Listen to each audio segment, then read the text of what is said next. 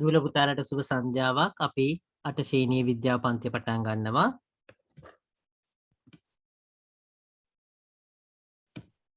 අපි ඊයේ කතා කරේ විද්‍යුත් ධාරා විද්‍යුතය කියන කොටස කතා කරේ.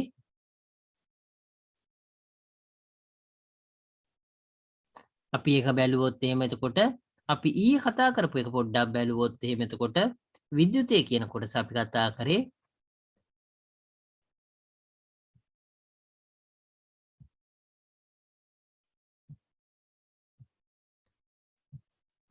අපි විද්‍යුත් ධාරාවක් කියලා කියන්නේ මොකද්ද?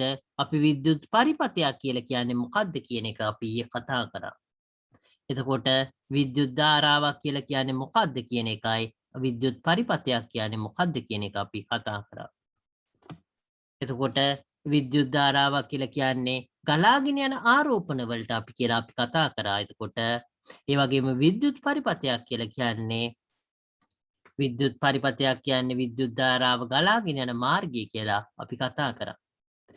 එතකොට විද්‍යුත් ධාරාවක් ගලාගෙන යන්න නම් මේ මාර්ගය කියන එක ඒක සංවෘත පරිපථයක් වෙන්න ඕන, කියන්නේ සංවෘත මාර්ගයක් වෙන්න ඕන කියන එක අපි කතා කරා. එතකොට විද්‍යුත් ධාරාවක් ගලන් යන්න නම් ඒ පරිපථය සංවෘත වෙන්න ඕන කියලා වැහිලා තියෙනවා.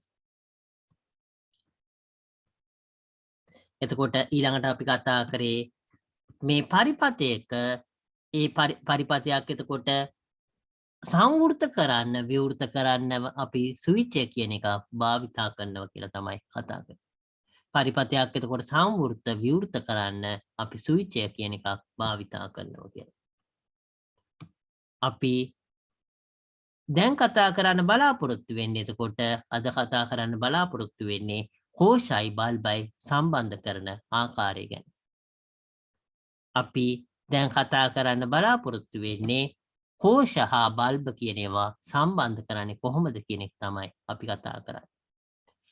කෝෂයි බල්බයි කියන ඒවා එතකොට සම්බන්ධ කරන්න පුළුවන්. එතකොට කෝෂ සම්බන්ධ කරන්න පුළුවන් ක්‍රම දෙකක් තියෙනවා. එකක් ශ්‍රේණිගතව සම්බන්ධ කරන එක, අනිත් එක සමාන්තරගතව සම්බන්ධ කරන එක.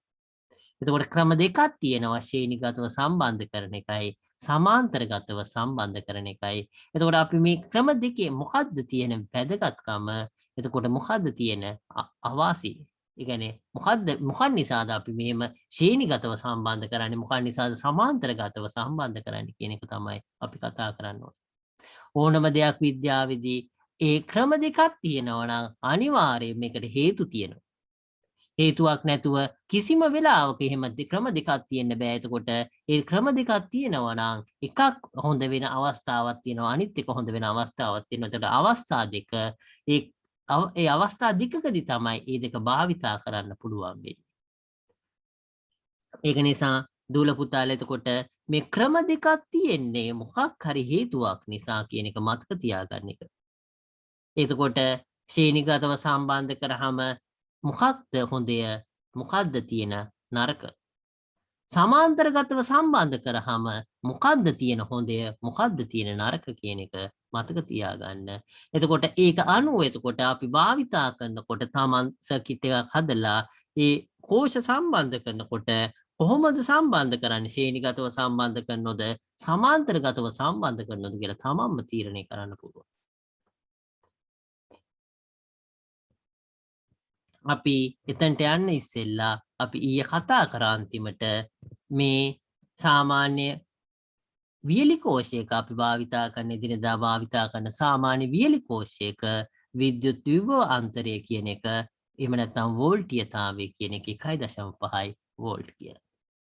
1.5 වෝල්ට් කියලා අපි කතා කරා. අපි ඊළඟ කොටසට යන්න බලාපොරොත්තු වෙනවා. අපි අන්තිමට ඊයේ කිව්වා වගේ ශ්‍රේණිගත කෝෂ පද්ධතියයි සමාන්තරගත කෝෂ පද්ධතියයි වගුවක ලියා ගන්න බලාපොරොත්තු වෙනවා.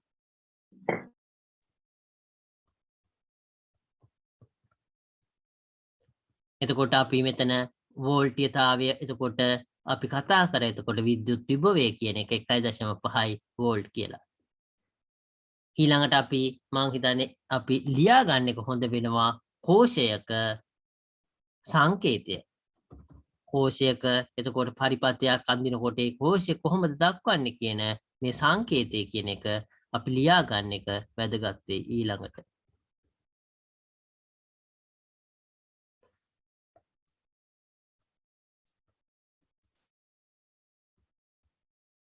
අපි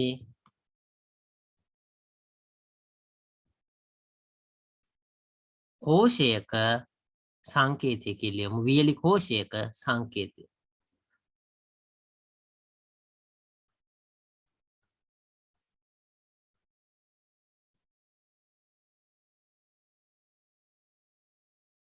වියලි කෝෂයක සංකේතය කියලා ලියාගත්තොත් එහෙම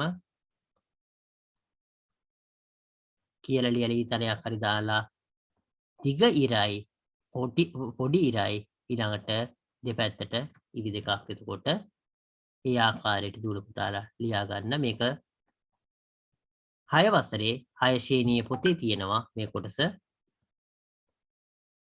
6 ශ්‍රේණියේ පොතේ මේ කොටස තියෙනවා.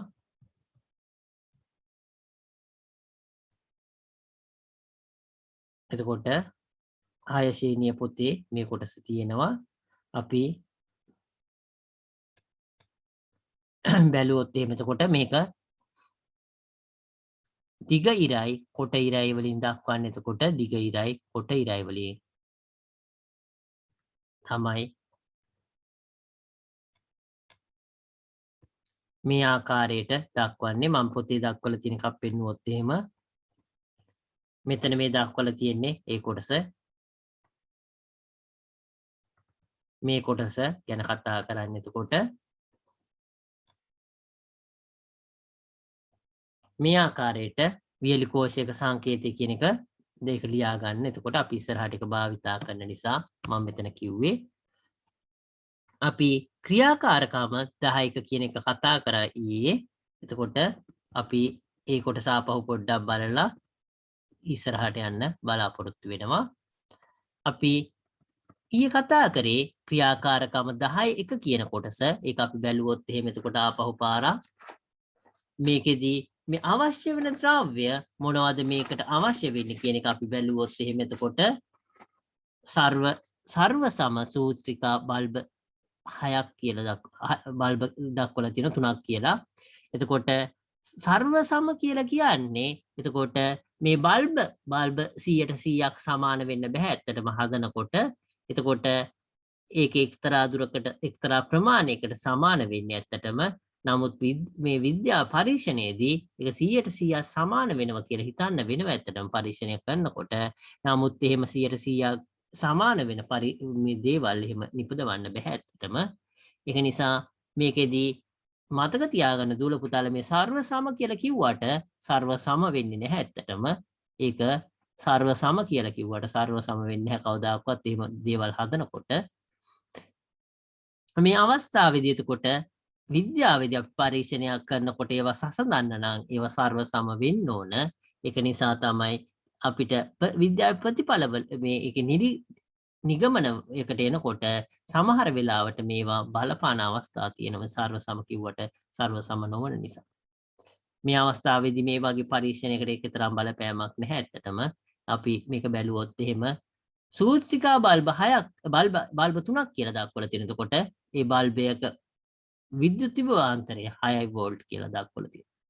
විද්‍යුත් විභවාන්තරය 6 වෝල්ට් වෙන සූත්‍රිකා බල්බ 3ක් භාවිතා කරනවා කියලා දක්වලා තියෙනවා. ඊළඟට වියලි කෝෂ 6ක් එතකොට භාවිතා කරනවා. වියලි කෝෂ එකක විද්‍යුත් විභවාන්තරය 1.5 වෝල්ට් වෙනවා. වියලි කෝෂ එකක එතකොට විද්‍යුත් විභවාන්තරය 1.5 වෝල්ට් වෙනවා. ඊයින් 6ක් එතකොට වියලි කෝෂ 6ක් භාවිතා කරනවා. වියලි කෝෂයක් එතකොට 1.5 වෝල්ට් වෙන්නේ. වියලි කෝෂයක් 1.5 වෝල්ට් ඒ කෝෂ 6ක් භාවිතා කරනවා. ඊළඟට ස්විච් තුනක් භාවිතා කරනවා කියලා දක්වනවා. සම්බන්ධ කම්බි. එතකොට අපි පරිපථයේ මෙතන මේ දක්වලා තියෙන ආකාරයට සම්බන්ධ කරන්න සම්බන්ධ කම්බි භාවිතා කරනවා. ඊළඟට වෝල්ට් මීටර 3ක් කියලා දක්වලා තිනවා. මේ වගේ වෝල්ට් මීටර 3ක් අපි භාවිතා කරනවා. වෝල්ට් මීටර 3ක් අපි භාවිතා කරනවා.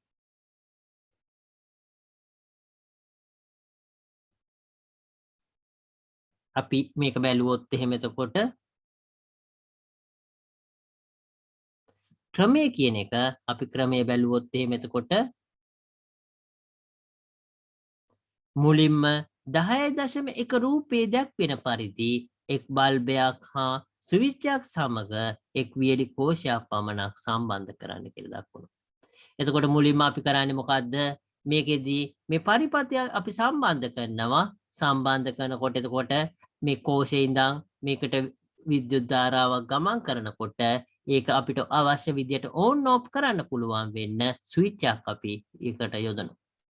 එතකොට ස්විච් එකක් භාවිතා කරාම අපිට පුළුවන් පරිපථයක් අවශ්‍ය වෙලාවට ඕන් ඕෆ් කරන්න. එතකොට පරිපථයක් අපිට අවශ්‍ය වෙලාවට ඕන් ඕෆ් කරන්න තමයි මේ ස්විච් එක කියන එක භාවිතා කරන්නේ.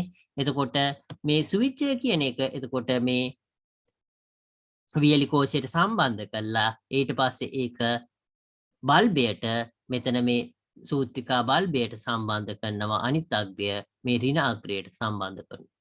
එතකොට මේකෙන් මේ බල්බය දැල්වෙන්න අවශ්‍ය පරිපථය මෙතනින් හරි ගස්සලා තියෙන්නේ. එතකොට අපි මේ ස්විච් එක දැම්මහම ස්විච් එක මෙතන මේ පරිපථය සංවෘත කරාම ස්විච් එක පහත් කරාම සංවෘත වෙනවා.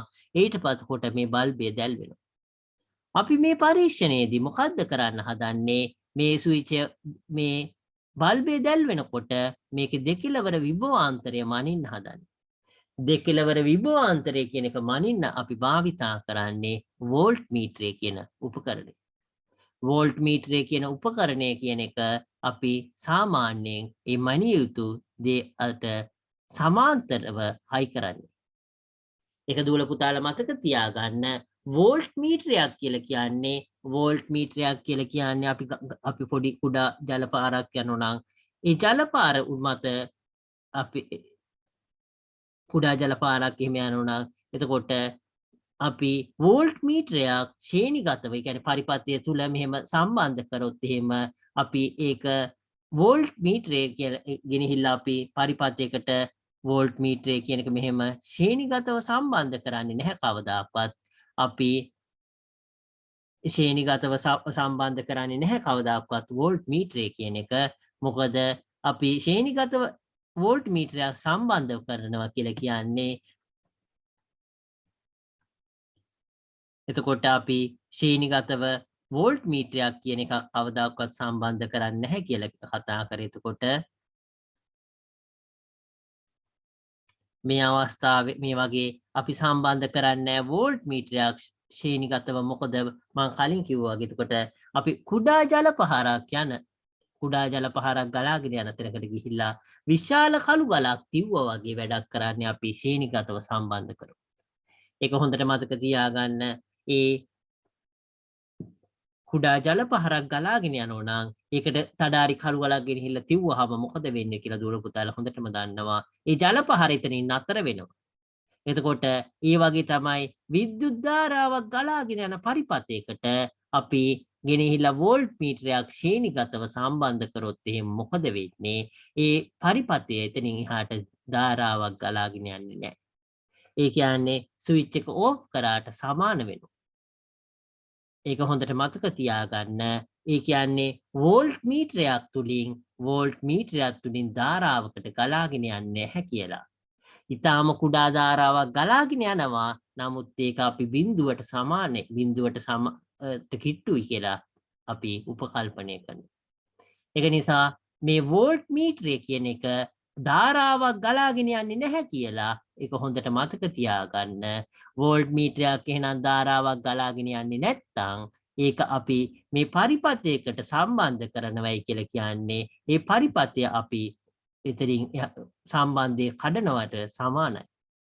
ඒක නිසා වැරදිලාවත් දුවල පුතාලා වෝල්ට් මීටරයක් ශ්‍රේණිගතව සම්බන්ධ කරන්න එපා. ඒක වැරද්දක්. ඒක හොඳට මතක තියාගන්න. වෝල්ට් මීටරයක් අපි සම්බන්ධ කරන්නේ මෙහෙම සමාන්තරගතව. මේ ආකාරයට වෝල්ට් මීටරය සමාන්තරගතව සම්බන්ධ කරන්නේ. ඒක ඊටාම වැදගත් කොටසක්. ඒක නිසා අපි ඒක ලියා ගන්න බලාපොරොත්තු වෙනවා. පරිපථයකට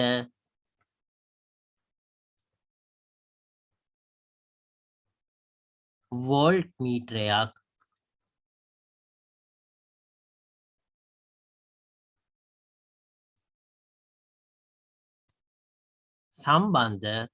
සම්බන්ධ කරන විට එය පරිපථයකට වෝල්ට් මීටරයක් චුට්ටක් ඉන්න දුර පුතාලා පරිපථයකට චුට්ටක් ඉන්න මෙතන නතර කරලා දියන එක චුට්ටක් ඉන්න මම ආපහු හරි ගස්සන්න පරිපථයකට වෝල්ට් මීටරයක් ශ්‍රේණිගතව සම්බන්ධ කළ හැක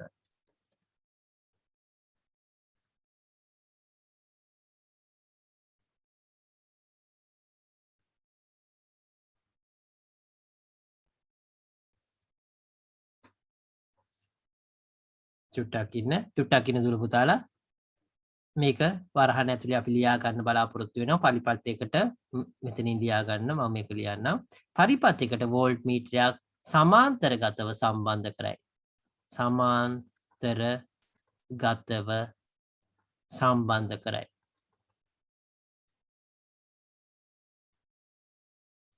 එතකොට පරිපථයකට වෝල්ට් මීටරයක් සමාන්තරගතව සම්බන්ධ කරනවා ශ්‍රේණිගතව සම්බන්ධ කරන්න බැහැ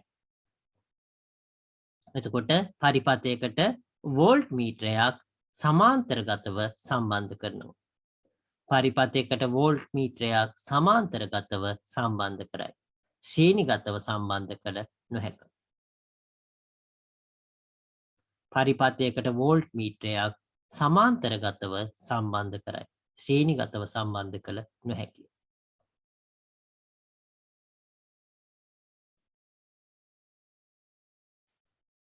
මෙතෙන්ට වෙනකන් හරිද දුවල පුතාලා මේ කොටස අපි ඊළඟ කොටසට යන්න බලාපොරොත්තු වෙනවා හරි සර් ඕකේ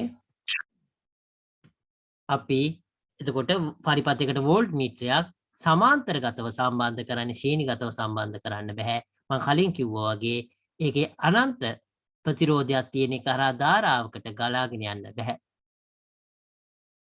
ඒක හොඳට මතක තියාගන්න එතකොට වෝල්ට් මීටරයක් හරහා ධාරාවකට ගලාගෙන යන්න බෑ කියන එක.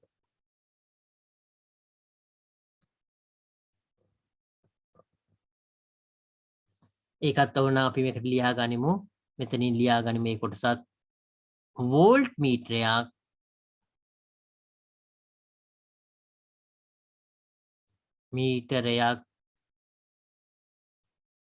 තුලින් ගලන ධාරාව බිඳුවට සමානයි කියලා දාමු. බිඳුව ඇම්පියර් කියන එක එතකොට බිඳුවට සමානයි.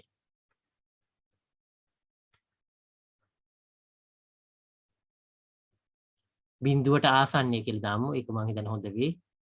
බිඳුවට ආසන්නය කියලා.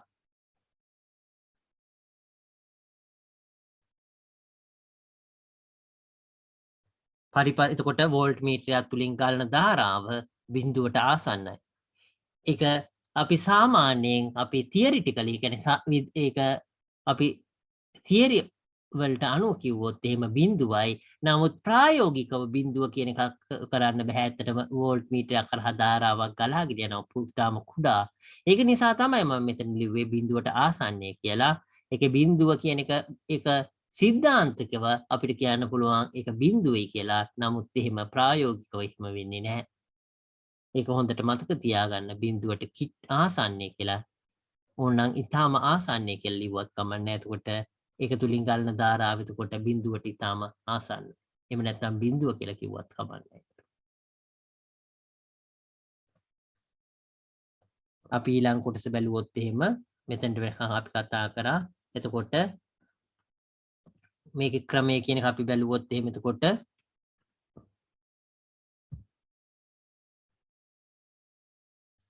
මේ අවස්ථාවේදී එතකොට මේකේ ක්‍රමය කියන එක අපි බැලුවොත් එහෙම එතකොට ඊළඟට මේක මේ වෝල්ට් මීටරය කියන එක මෙතන පරිපථයට සමාන්තරගතව සම්බන්ධ කරනවා ඊට පස්සේ මේ විදුලි බල්බය එතකොට වෝල්ටීයතාවය මනිනවා කියන එක තමයි දක්වලා තියෙන්නේ එතකොට බල්බය දෙපස වෝල්ටීයතාවය මැනීම සඳහා වෝල්ට් මීටරය සවි කරනවා කියන එක අපි මෙතනට කතා කරා. එතකොට අපි ඊළඟ කොටස බැලුවොත් එහෙම 10 රූපයේ පරිදි තවත් බල්බයක් හා ස්විච් එකක් සමග වියලි කෝෂ දෙක සම්බන්ධ කරන්න කියලා දක්වන. එතකොට තවත් බල්බයක් මේ ආකාරයට එතකොට තවත් බල්බයකුයි මේ වියලි කෝෂ දෙකයි. එතකොට ස්විච් එක ආධාරකයෙන් මේව සම්බන්ධ කරනවා. මේ අවස්ථාවේදීත් මේ මේ බල්බය දෙපස විද්‍යුත් විභවාන්තරය මනින්න අපි වෝල්ට් මීටරයක් භාවිතා කරනවා. මේකෙදි දූල පුතාලා මේකෙදි තව දැනගත යුතු කරුණක් තියෙනවා. මේ වෝල්ට් මීටරය කියන එක මේකට ධන ඍණ කියලා අග්‍ර තියෙනවා.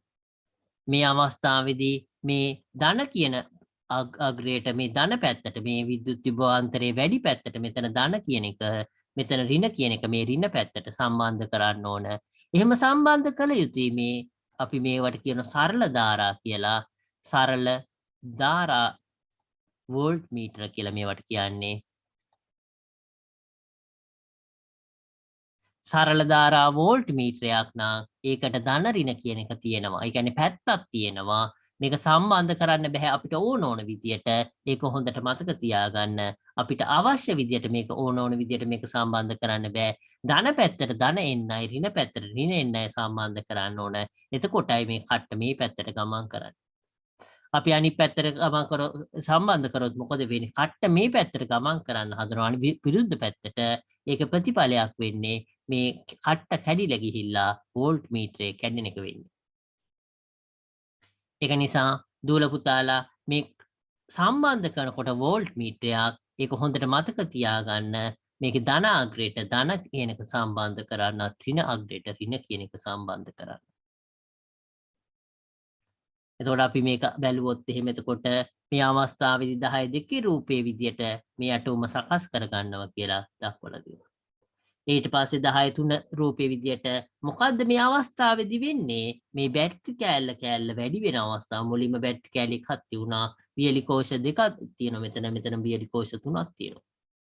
මෙතන දෙකක් තියුණා. කලින් අවස්ථාවේ එකක් තියුණා. එතකොට වියලි කෝෂය ගානේ වැඩි වෙවි තියෙනවා. එතකොට බැලුවොත් එහෙම එතකොට 10 රූපේ දැක්වෙන පරිදි බල්බය හා ස්විචය සමග වියලි කෝෂ තුන සම්බන්ධ කරන්න. එතකොට බල්බයයි ස්විචයයි එක්ක වියලි කෝෂ තුන සම්බන්ධ කරන්න.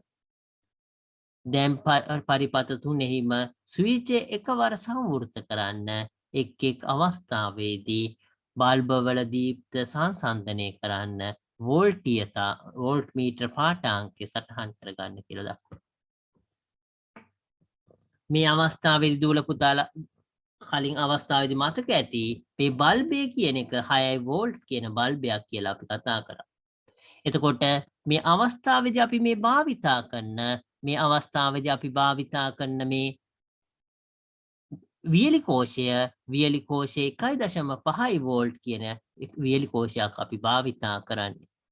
එතකොට ඒ අවස්ථාවේදී එතකොට මුලින් එක වියලි කෝෂයක් මේ අවස්ථාවේදී පරිපතේ තියුනේ. එතකොට ලැබෙන මේ අවස්ථාවේදී ලැබෙන විද්‍යුත් විභවාන්තරයයි වියලි කෝෂ දෙකක් මේ ආකාරයට සම්බන්ධ කරාම ලැබෙන විද්‍යුත් විභවාන්තරයයි වියලි කෝෂ තුනක් මේ ආකාරයට සම්බන්ධ කරාම විද්‍යුත් විභවාන්තරයයි කොහොමද වෙනස් වෙන්නේ කියන එක තමයි අපි මේ කොටසේදී ඇත්තටම ඉගෙන ගන්න. එතකොට මේ ආකාරයට සම්බන්ධ කරාම කොහොමද අපි ඒකේ විද්‍යුත් විභවාන්තරය ගණනය කරන්නේ කියන එක තමයි අපි මේ කොටසේදී ඉගෙන ගන්න. එතකොට මේ ආකාරයට සම්බන්ධ කරාම මේ බල්බේ දීප්තිය කොහොමද වෙනස් වෙන්නේ කියන එක එතකොට ඒක තමයි මෙතන මේ කතා කරන්නේ. ඒ වගේම අපි වෝල්ටීයතාවය කියන එක මේ අවස්ථාවේදී බල්බේ දෙකලවරට අපි සම්බන්ධ කරලා තියෙනවා. මෙතන වෝල්ට් මීටරයක්. එහෙනම් අපිට ඒක වෝල්ටීයතාවය කියන එක බලා ගන්න පුළුවන්. එතකොට මේ පරීක්ෂණයේ දූල පුතාලා කරොත් එහෙම මම කලින් කිව්ව අවස්ථාව වගේ මේ ධන ඍණ කියන එක අනිවාර්යයෙන්ම ධන ඍණ කියන එක වරද්දන්න එපා. වැරද්දුවොත් එහෙම ගොඩක් වෙලාවට මේ කට්ට මෙතන බිඳුව තියෙන්නේ ධන ඍණ මාරුනොත් මේ පැත්තට යන්න හදන්නේ. ගොඩක් වෙලාවට මේක ඔරලෝසුවේ කට්ට කරකැවෙන පැත්තට ගමන් කරන්නේ. මේක වැරදුනොත් එහෙම අනිත් පැත්තට යන්න ගිහිල්ලා මෙතනින් එහාට යන්න බෑ. කට්ට කඩලා යනවා. ඊට පස්සේ මේ උපකරණය භාවිතා කරන්න බැරි වෙනවා. ඒක නිසා ධන ඍණ කියන එක අනිවාර්යයෙන්ම හොඳට මතක තියාගන්න. අපි භාවිතා කරන්නේ දුල පුතාලා සාමාන්‍ය පෙරදි භාවිතා කරන්නේ. ඔව් කියන්න. සර් මැද බින්දු ගැල්වනෝමීටරයක හරි ඇමීටරයක හරි සර් කට්ටුව කැඩෙන්නේ නැහැ නේද සර්? ඔව් මේ මැද බින්දු ගැල්වෙන මීටරය ඇමීටරය කියන එක දෙකේම කට්ට කැඩෙන්නේ නැහැ. නමුත් අපි සාමාන්‍යයෙන් අපි එදිනෙදා භාවිතා කරන්නේ නැහැ දෙකම. අපි මැද බින්දු ඇමීටරය කියන එකත් අපි ඒ ගැල්වනෝමීටරය කියන එක අපි ධාරාව මනින්න භාවිතා කරන්නේ නැහැ. අපි ගැල්වනෝමීටරය කියන එක ධාරාවක් ගලාගෙන යනවද නැද්ද කියන එක විතරයි බලන්න පුළුවන් අපිට. එතකොට අපිට ගැල්වනෝමීටරයෙන් බලන්න පුළුවන් ධාරාවක් ගලාගෙන යනවද නැද්ද කියන එක විතරයි. ඊළඟට මැද බින්දු ඇමීටරය කියන එක අපි බහුලව අපි භාවිතා කරන්නේ නැහැ ඇත්තටම. ඒ අපි සාමාන්‍යයෙන් භාවිතා කරන්නේ ඇමීටරයක් වුණත් මේ වගේ එක පැත්තකට බිඳුව තියෙන ඇමීටර තමයි අපි භාවිතා කරන්නේ සාමාන්‍යයෙන්. මේ මැද බින්දු ඇමීටරයක් කියන එක ඒක ගොඩක් වෙලාවට යම අර බැටරි කෑලි මේ අපි සරල කෝෂ කියන ඒ වගේ අවස්ථාවලදී එහෙම අපිට කොහෙද ධාරාව ගලාගෙන යනවද කියන එක දන්නේ නැති අවස්ථාවලදී ගොඩක් වෙලාවට භාවිතා කරන්න පුළුවන්. නමුත් අපි මම කලින් කිව්වා වගේ විද්‍යාගාරවල උනත් ඊතරම් මම හිතන්නේ දකින්න ලැබෙයි කියලා. මේ පැත්තකට මේ අවස්ථාවේ මේ දක්වලා තියෙන ආකාරයට පැත්තක බිඳුව තියෙන ඇමීටර ඊළඟට වෝල්ට් මීටර තමයි අපිට බහුලව දකින්න ලැබෙන්නේ. ඒක නිසා මේ ධන ඍණ කියන එක අපි අනිවාර්යයෙන්ම දැනගත යුතුයි. කලින් අවස්ථාවේ පුතා ප්‍රශ්නේ වගේ මේ මැද බින්දු ඇමීටරය කියන එක තියෙනවා නම් දෙපැත්තටම ප්‍රශ්නයක් නැහැ. එතකොට ඒක මේ ඒ අවස්ථාවේදී අපිට ඕන පැත්තකට එතකොට ඒක ගමන් කරන නිසා ඒක කට්ට කැඩෙන්නේ නැහැ ඇත්තටම. නමුත් ඒකේ ප්‍රතිපවිකේ ඒ අපිට මැද බින්දු වෙනකොට ඒකේ අවාසි තියෙනවා. මොකද්ද මේකේ මේ අපි මෙතන මේ දක්වලා තියෙන මේ මෙතන මේක ක්‍රමාංකණය කරලා තියෙන එක මැද බින්දුවක් වෙනකොට මේක හරියටම භාගයක් අපිට භාවිතා කරන්න වෙන්නේ. අපිට මේක සම්පූර්ණයෙන්ම භාවිතා කරන්න නම් බින්දුවක් මෙතනට අනිවාර්යයෙන්ම ගෙන ආවම අපිට මෙතන මේක මේ ක්‍රමාංකණය කරන එක අපිට දෙගුණයකින් අපිට ලොකු කරගන්න පුළුවන්. ඒක නිසා තමයි මේක මෙතනට ගෙනත් තියෙන්නේ මේ බිඳුව කියන එක නැත්. ඒක නිසා මේ මැද බිඳු කියන එක ගොඩක් වෙලාවට අපිට තරම් දකින්න ලැබෙන්නේ නැහැ. ඇත්තටම කලාතුරකින් තමයි අපිට දකින්න ලැබෙන්නේ. හරිද පුතා?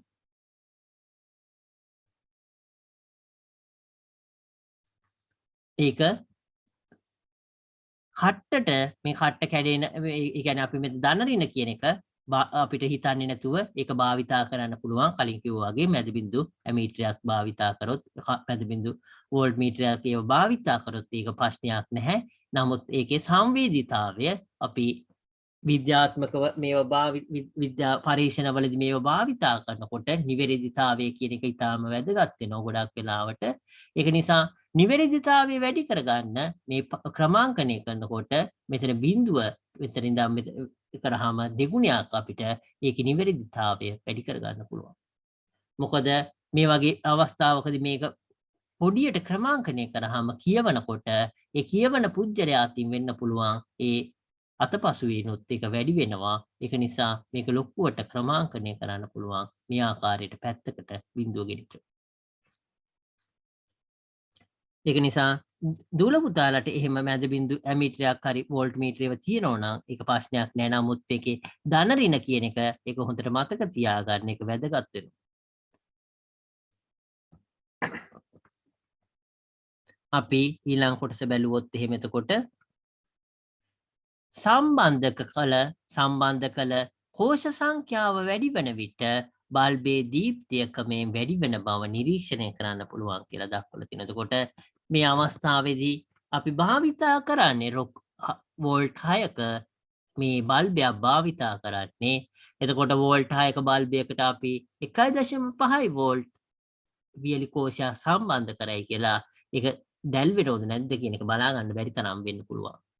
එතකොට ඊළඟට අපි එක ටික ටික ඒ සම්බන්ධ කරන වියලි කෝෂ ප්‍රමාණය වැඩි කරනකොට ඒක දීප්තිය කියන එක වැඩි වෙනවා කියලා දුර පුතාලට නිරීක්ෂණය කරන්න පුළුවන් කියන එක තමයි දක්වලා තියෙන්නේ. එතකොට කෝෂ ගන්න වැඩිවීමේදී බල්බයට සැපයුණු වෝල්ටීයතාවය වැඩිවීමෙන් එතකොට මේ අවස්ථාවේදී එතකොට කෝෂය ගණන වැඩි වෙනකොට මොකද වෙන්නේ? බල්බයට සපයපු වෝල්ටීයතාවය වැඩි වෙලා ධාරාව වැඩිවීම ඒකට හේතුව කියලා දක්වලා තියෙනවා. ඊළඟ කොටස අපි බැලුවොත් එහෙම කිසියම් උපකරණයකට ලබා දිය යුතු වෝල්ටීයතාව එක් කෝෂයකින් පමණක් ලබා දීමට නොහැකි අවස්ථාවලදී කෝෂ කිහිපයක් මේ ආකාරයට 10 මේ අවස්ථාවේ දක්වලා තියෙන ආකාරයට සම්බන්ධ කරනවා කියලා දක්වලා තියෙනවා.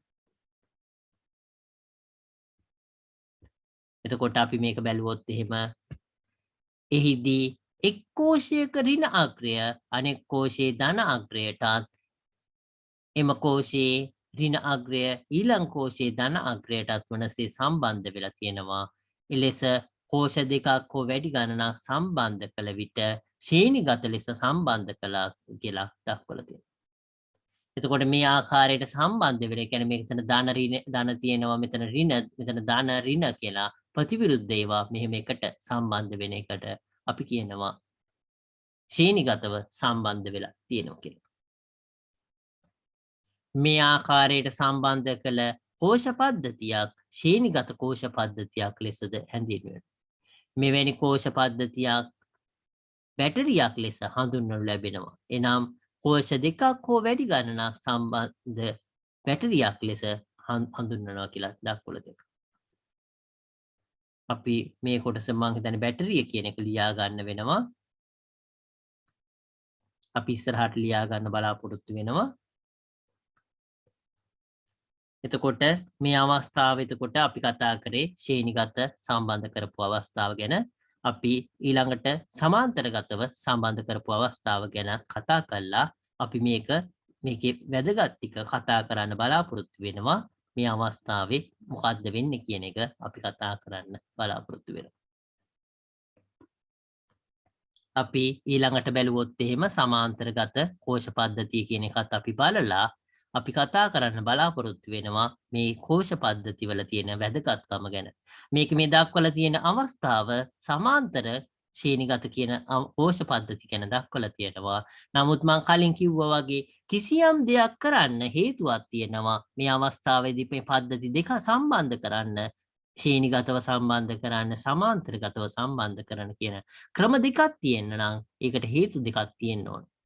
අපි ඒක ගැන ඉස්සරහට කතා කරන්න බලාපොරොත්තු වෙනවා මේකත් කියවලා. එතකොට අපි බැලුවොත් එහෙම එතකොට සමාන්තරගත කෝෂ පද්ධති කියන එක බැලුවොත් එහෙම එතකොට කෝෂ පද්ධතියකදී කෝෂ සම්බන්ධ කළ හැකි තව ආකාරයක් 10 A හා B රූපවලින් දැක්වෙනවා. ඒ කියන්නේ මේ රූපේ දැක්වෙනවා කියලා දක්වලා තියෙනවා. එතකොට අපි මේක බැලුවොත් එහෙම මෙම සම්බන්ධයේදී එක් කෝෂයේ ධන අග්‍රය එකම ස්ථානයකට ඍණ අග්‍ර වෙනම ස්ථානයකට සම්බන්ධ වෙලා. ඒ කියන්නේ ධන අග්‍ර කියන එක ධන අග්‍රයට සම්බන්ධ වෙලා ඍණ අග්‍ර කියන එක ඍණ අග්‍රයට සම්බන්ධ වෙලා තියෙනවා. මේ අවස්ථාවේදීත් එහෙමයි. එතකොට මේ අවස්ථාවේදීත් එතකොට ධන අග්‍රය කියන එක ධන අග්‍ර වලට සම්බන්ධ වෙලා තියෙන්නේ ඍණ අග්‍ර සේරම ඍණ අග්‍රයට සම්බන්ධ වෙලා තියෙනවා.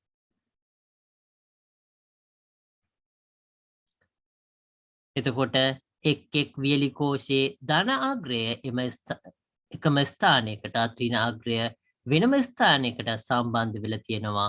මේ ආකාරයට සම්බන්ධ කර ඇති කෝෂ පද්ධතියක් සමාන්තරගත කෝෂ පද්ධතියක් කියලා හඳුන්වනවා. සමාන්තරගත කෝෂ පද්ධතිය පිළිබඳව අධ්‍යයනයට 10 ක්‍රියාකාරකමේ නියැලෙමු කියලා දක්වලා තියෙනවා. එතකොට මේ ක්‍රියාකාරකමත් අපි බලලා අපි ඉස්සරහට මේ දෙක අපි සාරාංශය ගැන කතා කරන්න බලාපොරොත්තු වෙනවා. එතකොට ක්‍රියාකාරකම 10 2 කියන එක අපි බැලුවොත් එහෙම එතකොට මේ ක්‍රියාකාරකම 10 2 කියන එක බැලුවොත් එහෙම මේ ක්‍රියාකාරකමට අවශ්‍ය වෙන්නේ වියලි කෝෂ 1.5 වෝල්ට් තියෙන වියලි කෝෂ 6ක් අවශ්‍ය වෙනවා. සර්ව සමසූත්‍රිකා බල්බේ මේ අවස්ථාවේදී 2.5 වෝල්ට් කියන අවස්ථාව කලින් අවස්ථාවේ වෝල්ට් 6ක් වෙච්ච එක දැන් 2.5 වෝල්ට් බල්බයක් බවට පත් වෙලා තියෙනවා. එතකොට මේ බල්බ තුනක් අවශ්‍ය වෙනවා. ස්විච් තුනක් අවශ්‍ය වෙනවා. සම්බන්ධ කම්බි කියන ඒවා අවශ්‍ය වෙනවා කියලා දක්වලා තියෙනවා. මේ අවස්ථාවේ එතකොට බැලුවොත් එහෙම පළමුව 10 රූපේ දැක්වෙන පරිපතේ පරිදි බල්බය හා ස්විචය සමග එක් වියලි කෝෂයක් සම්බන්ධ කරන්න. මේ අවස්ථාවේදී එතකොට එක් වියලි කෝෂයක් සම්බන්ධ කරන්න කියලා දක්වනවා. ඉන්පසු ස්විචය සංවෘත කර බල්බයේ දීප්තිය නිරීක්ෂණය කරන්න කියලා දක්වනවා. එතකොට බල්බයේ දීප්තිය නිරීක්ෂණය කරනවා. මෙලෙසම 10.8 රූපේ හා 10.9 රූපවල දැක්වෙන පරිපතවල පරිදි බල්බ ස්විච් හා කෝෂ සම්බන්ධ කරන්න කියලා දක්වනවා. එතකොට 10.8 ආකාරයට එතකොට මේ කෝෂ දෙක සම්බන්ධ කරලා බල්බය සම්බන්ධ කරලා ස්විච් සම්බන්ධ කරන්න කියලා දක්වලා තියෙනවා. පසුව ස්විච් සංවෘත කර බල්බවල දීප්තිය නිරීක්ෂණය කරන්න. ඒ කියන්නේ මේ අවස්ථාවේදී අපි කලින් කතා කරා වගේ බල්බයයි කෝෂයයි ස්විච් එකයි එතකොට මෙහෙම ශ්‍රේණි මේ පරිපතේ සකස් කරගත්තා. ඊට පස්සේ අපි කරන්නේ මොකද්ද? මෙතන බල්බ එකක් තියුනේ. ඒකට තව බල්බයක් මෙහෙම සමාන්තරගතව සම්බන්ධ කරලා බල්බ දෙකක් බවට පත් කරා. ඊළඟ අවස්ථාවේදී මේකට බල්බ තුනක් මේ කෝෂ තුනක් සම්බන්ධ කරලා වියලි කෝෂ තුනක් සම්බන්ධ කරලා මේ ආකාරයේ පරිපතයක් අපි සකස් කරගත්තා. ඊට පස්සේ අපි මේකේ මේ ස්විච් එක දාලා මේකේ බල්බ වල දීප්තිය කියන එක නිරීක්ෂණය කරනවා කියලා තමයි දක්වලා තියෙන්නේ. අපි ඒක බැලුවොත් එහෙම අවස්ථා තුනේදීම බල්බ ආසන්නව සමාන දීප්තියකින් දැල් වෙනවා. එතකොට අවස්ථා තුනේම එතකොට බල්බ සමාන දීප්තියකින් දැල් වෙනවා කියලා තියෙනවා. එනම් බල්බ හරහා ගලා යන ධාරාව එකිනෙකට සමාන වෙනවා. මෙලෙස කෝෂ කීපයක් ඇති විට එක් කෝෂයක් මගින් අඩු ධාරාවක් සපයනවා. එසේ වුවද එම ධාරාවල එකතුව තනි කෝෂයකින් සැපයූ ධාරාවට සමාන වෙනවා.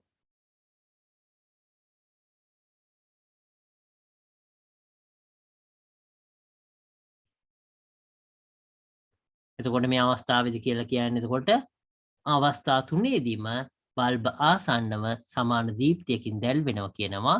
මේ පොතේ තියෙන ටික අපි කතා කරන්නේ. එතකොට බල්බ හරහා ගලා යන ධාරාව එකිනෙකට සමාන වෙනවා. මෙලෙස කෝෂ කිහිපයක් ඇති විට එක් කෝෂයක් මගින් අඩු ධාරාවක් සපයනවා. එසේ වුවද ධාරාවල එකතුව තනි කෝෂයකින් සැපයූ ධාරාවට සමාන වෙනවා. එම නිසා කෝෂ කිහිපයක් සමාන්තරගතව සම්බන්ධ කළ විට තනි කෝෂයකින් බල්බය දල්වනට වඩා දිගු කාලයක් බල්බය දල්වා ගත හැකිය කියලා දක්වනවා. එනම් කෝෂ දිගු කාලයක් භාවිත කරන්න පුළුවන් කියලා දක්වලා තියෙනවා. කිසියම් විදුලි උපකරණයකට දිගු කාලයක් ධාරාව සැපයීමට අවශ්‍ය වූ විට සමාන්තරගත කෝෂ පද්ධතියක් භාවිතා වෙනවා කියලා දක්වලා තියෙනවා. මේ කොටස අපි පස්සේ ආපහු කතා කරන්න බලාපොරොත්තු වෙනවා.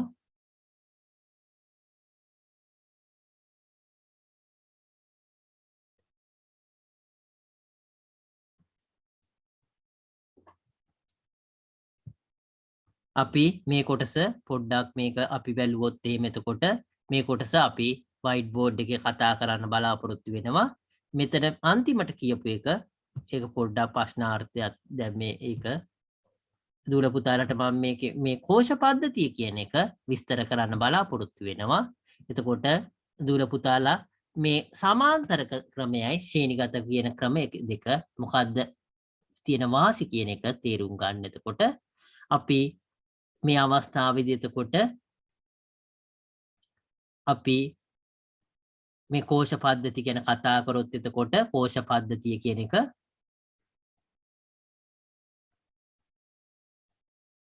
කෝෂ පද්ධතිය බැලුවොත් එහෙම එකක් සමාන්තරගත ශ්‍රේණිගත අවස්ථාව මුලින්ම තියුනේ ශ්‍රේණි ගත ඊළඟ එක සමාන්තරගත. එතකොට කෝෂ පද්ධති දෙකයි එකක් ශ්‍රේණිගතව අනිත් එක සමාන්තරගතව.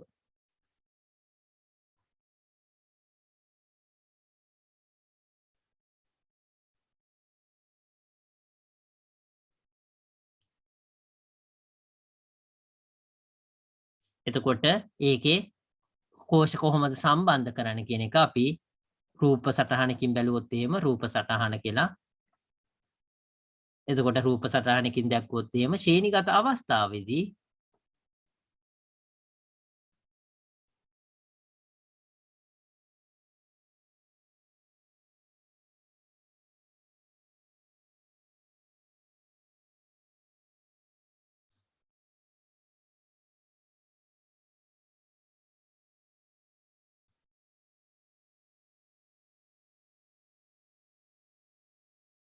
එක වගේ දිගින් ඇඳ ගන්න දුවල පුතාලා එතකොට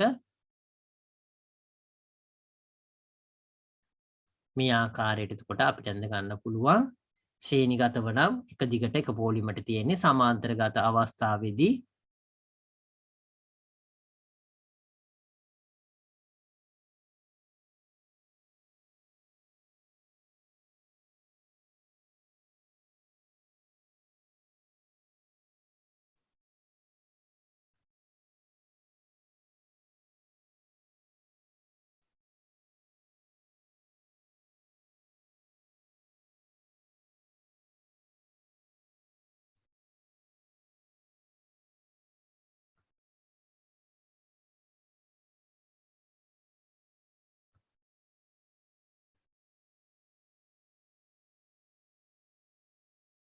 මේක සමාන්තරගත අවස්ථාව රූප සටහන. එතකොට ඒක සංකේත වලින් දැක්වුවොත් එතකොට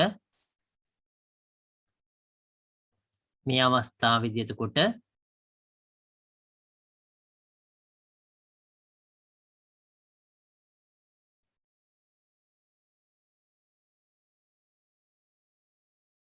මේක සංකේතය. එතකොට මේ අවස්ථාවේදී සංකේතය බැලුවොත් එහෙම එතකොට මේක ධන කියන එක මේ පැත්තට ඇඳපු එක මම එක පොඩ්ඩක් මකන්නම් දුල පුතාලා එක.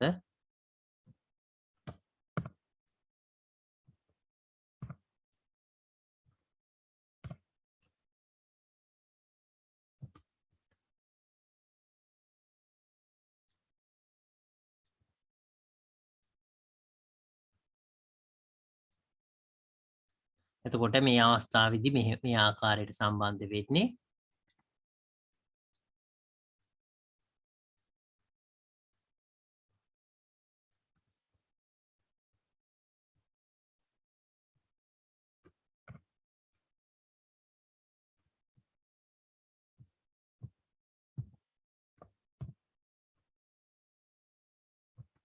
අපි ඒක ඇඳුත් එහෙම එතකොට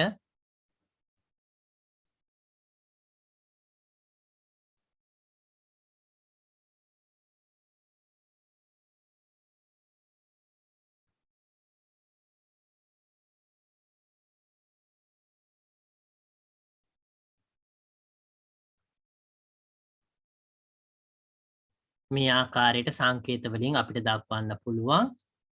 ඊළඟට අපි බලාපොරොත්තු වෙනවා මේකෙදි විභවාන්තරය. අපි මේ අවස්ථාවේදී එක බැටරි කෑල්ලක විභවාන්තරය 1.5 වෝල්ට් වුණාම මේ අවස්ථාවේදී ලැබෙන විභවාන්තරය අපි ලියන්න බලාපොරොත්තු වෙනවා.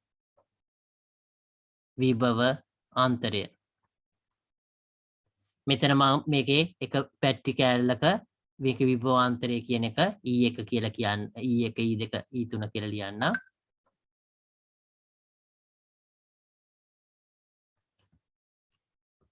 එතකොට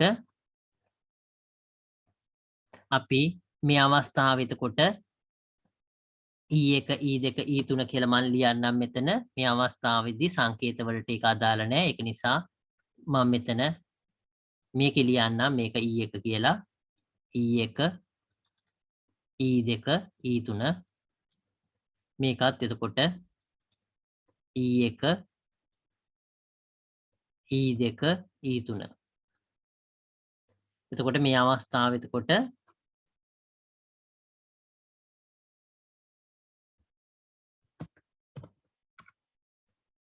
එතකොට මේ අවස්ථාවේදී එතකොට මේ E3 එතකොට අපි මේක ලිව්වොත් එහෙම එතකොට විභවාන්තරය කියන එක E කියලා ලිව්වොත් එහෙම විභවාන්තරය සමාන වෙනවම කොහොමද මේක එකතු කිරීම මේක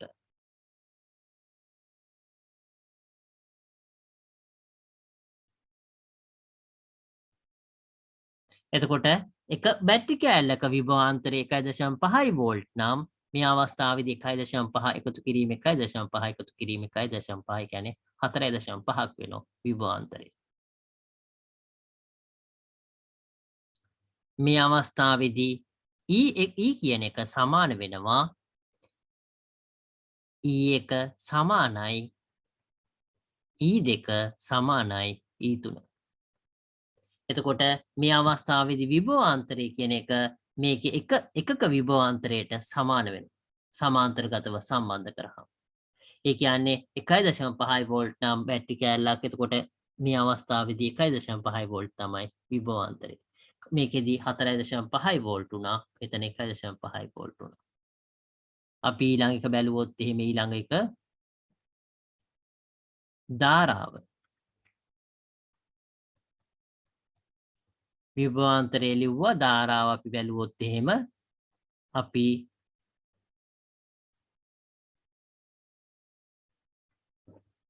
ධාරාව මේකෙන් එතකොට ගන්න පුළුවන් එතකොට ධාරාව කියන එක අපි මේකෙදී එක බැටරි කෑල්ලකින් එන ධාරාව I1 කියලා මම මෙතන ලිව්වොත් එහෙම මේක I2 කියලා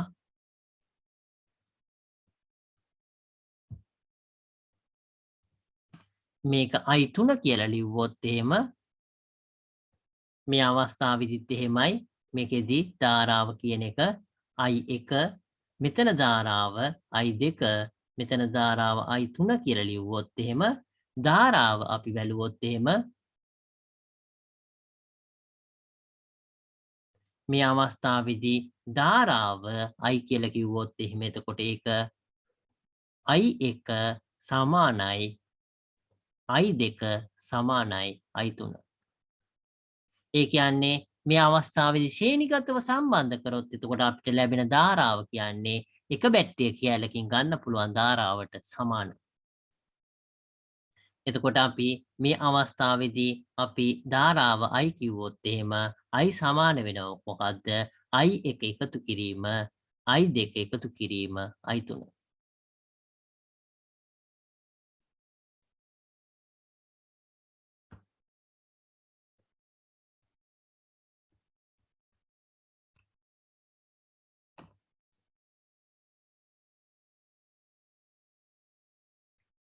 එතකොට මේ අවස්ථාවේදී අපි ශ්‍රේණිගතව සම්බන්ධ කරන්නේ මොකද්ද? මේ අවස්ථාවේදී ශ්‍රේණිගතව සම්බන්ධ කරන්නේ මේක ලියා ගන්න දුල පුතාලා වැඩි විද්‍යුත් විභවාන්තරයක් ලබා ගන්න අවශ්‍ය වෙලාවෙ තමයි අපි ශ්‍රේණිගතව සම්බන්ධ කරන්නේ. මේ අවස්ථාව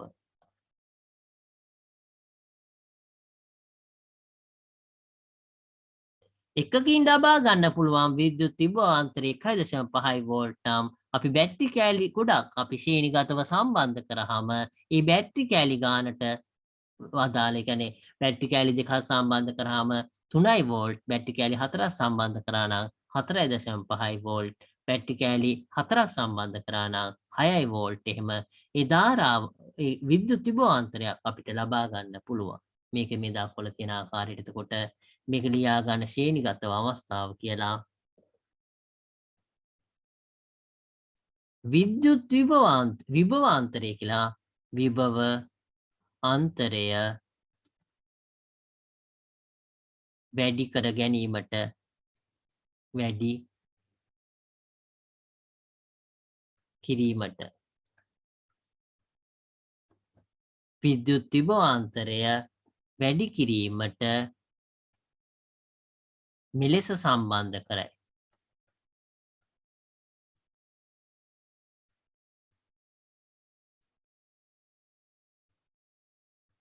ඒ කියන්නේ මෙතන මේ ආකාරයට සම්බන්ධ කරන්නේ මොකද ශ්‍රේණිගතව විද්‍යුත් විභවාන්තරය වැඩි කරන්න. සමාන්තරගතව සම්බන්ධ කරන්නේ මොකද්ද? එක බැටරි කෑල්ලකින් අපිට ගන්න පුළුවන් ධාරාව උපරිමය I1 නම් අපි අවස්ථාවේදී බැටරි කෑලි ප්‍රමාණය වැඩි කරාම අපිට මේ බැටරි කෑලි ප්‍රමාණයට සමානව එතකොට ධාරාව වැඩි කරගන්න පුළුවන්. එතකොට ධාරාව වැඩි කිරීමට මෙලෙස සම්බන්ධ කරයි.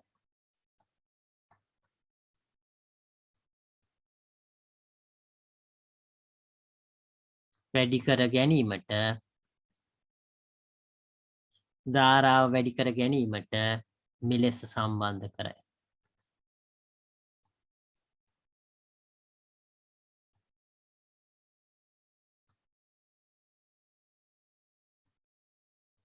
එතකොට ධාරාව වැඩිපුර අවශ්‍ය නම් අපි එක බැටරි කෑල්ලකින් ගන්න පුළුවන් අපි හිතුවොත් එහෙම 1 ඇම්පියර් එකක් ගන්න පුළුවන් කියලා බැටරි කෑලි අපිට 5ක් සමාන්තරගතව සම්බන්ධ කරොත් එහෙම 5යි ඇම්පියර් ගන්න පුළුවන්. ඒ ආකාරයට එතකොට බැටරි කෑලි සමාන්තරගතව සම්බන්ධ කරාම ඒකට සමානව එතකොට අපිට ධාරාව වැඩි කරගන්න පුළුවන්. එතකොට අපි මේක ලියාගෙන දුර පුතාලා මේක ඇඳ ගන්න. ඒක ඇඳගෙන අපි මේකේ ශ්‍රේණිගත අවස්ථාවයි සමාන්තරගත අවස්ථාවේ වැදගත්කම අපි මෙතන ලියාගත්තා. ඊට අමතරව අපි ශ්‍රේණිගත අවස්ථාවයි සමාන්තරගත අවස්ථාවයි කියන එක මොකක්ද කියන එක ලියා ගන්න වෙනවා. ඒක අපි ලියා ගන්න වෙනවා. එතකොට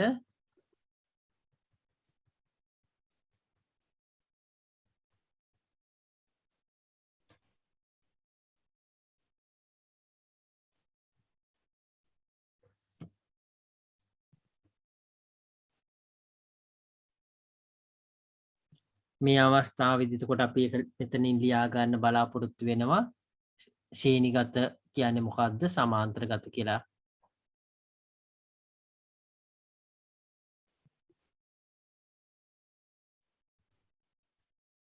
මේක දුර පුතාලා ලියා ගත්තද සේරම? ඕකේ හරි.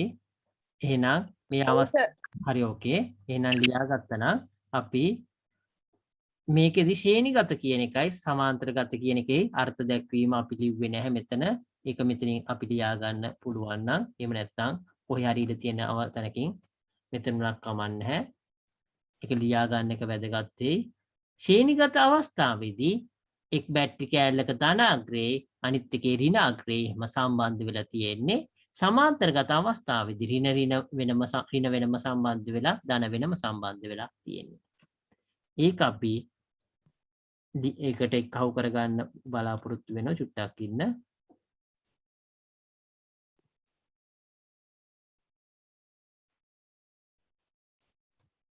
එතකොට මේකෙන් ලියා ගන්න සමාන්තර අවස්ථාවේදී ධන අග්‍ර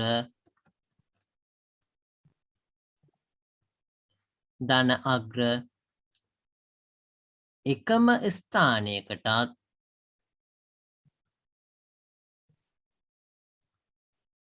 ඍණ අග්‍ර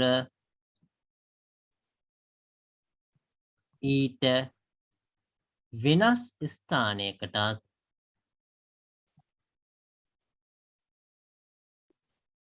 සම්බන්ධ වී ඇත. එතකොට මේ අවස්ථාවේදී එතකොට සමාන්තරගත නම් ධන අග්‍ර එකම ස්ථානයකට සම්බන්ධ වෙලා තියෙන මේ අවස්ථාව ඊළඟ ඍණ අග්‍ර කියන එක ඊට වෙනස් ස්ථානයකට එකතු වී ඇත කියලා පොතේ තියෙන එක ඒ විදිහට ලියා ගන්න එක හොඳ වෙයි. චුට්ටක් ඉන්න මම පොතේ එක දක්වන්නම්. ඒක හොඳ වෙයි. චුට්ටක් ඉන්න දුල පුතාලා. මේක ලියා ගන්න එතකොට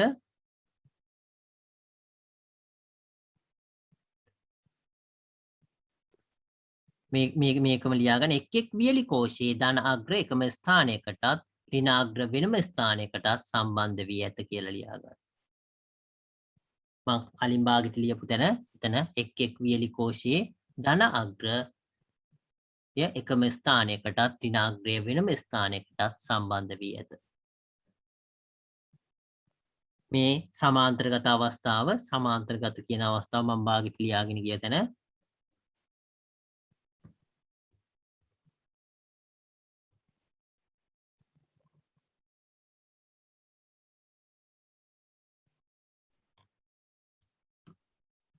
ඒක ලියාගෙන ඉවරලා කියන්න දුවල පුතාලා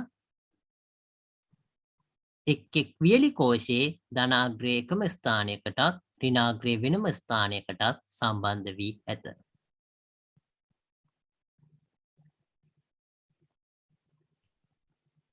එක් වියලි කෝෂයේ ධන අග්‍රය එකම ස්ථානයකටත් ඍණ අග්‍රය වෙනම ස්ථානයකටත් සම්බන්ධ වී ඇත.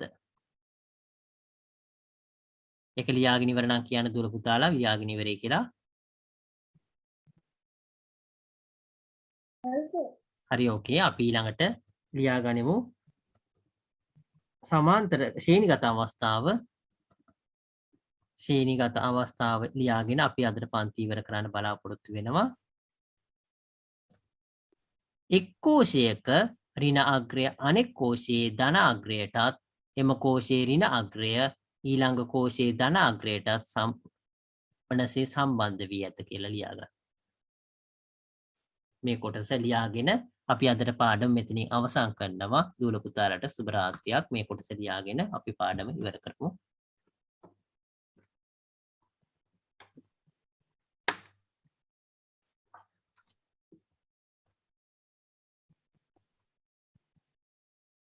සුබ රාත්‍රියක් සර්. ඔකේ සුබ රාත්‍රියක්. අයිබෝවන් සර්. අයිබෝවන්. ඕකේ ලියාගෙන ඉවර නම් දූල පුතාලා ලොග් අවුට් වෙන්න පුළුවන්. දූල පුතාලට සුබ රාත්‍රියක්.